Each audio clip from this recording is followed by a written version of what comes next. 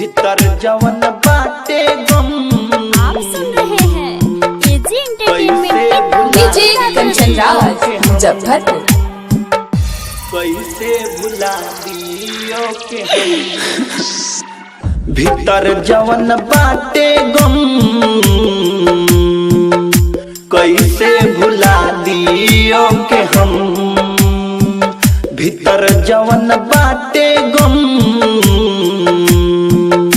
कैसे भुला दियो के हम कुछ नया अच्छा लागे देह में बहना दम। भीतर जवन बाटे गम कैसे भुला दियो के हम भीतर जवन बाटे गम।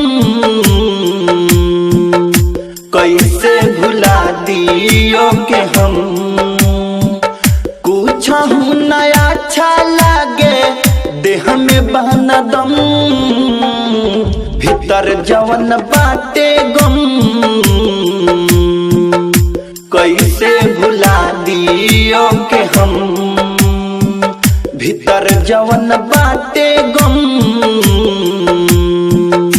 कैसे भुला दियो के हम भीतर जवन बाटे गम।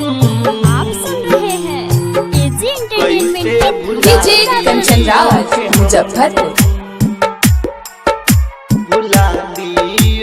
जियल हम धरती पकाल भइल रोह रो के बुरा हाल भइल हाल भइल हाल भइल। जियल हम धरती पकाल भइल रोह रो के बुरा हाल भइल। जेकरा के मनले रही उ दोसरा के माल भइल। दिल लगा के हमसे हो गइल बेरहम। भीतर जवन बाटे गम कैसे भुला दियो के हम भीतर जवन बाटे गम। कैसे भुला दियो के हम भीतर जवन बाटे गम। आप सुन रहे हैं एजी एंटरटेनमेंट की डीजे कंचन राज मुजफ्फरपुर।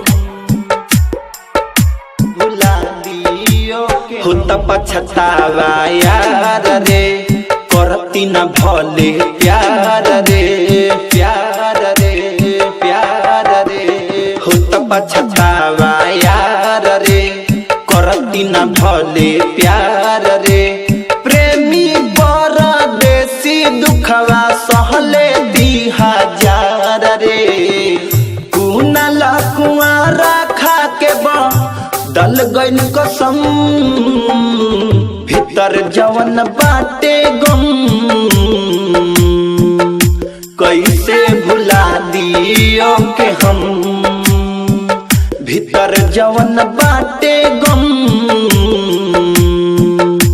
कैसे भुला दियो के हम। तमाशा डिजिटल रिकॉर्डिंग स्टूडियो लखौरा।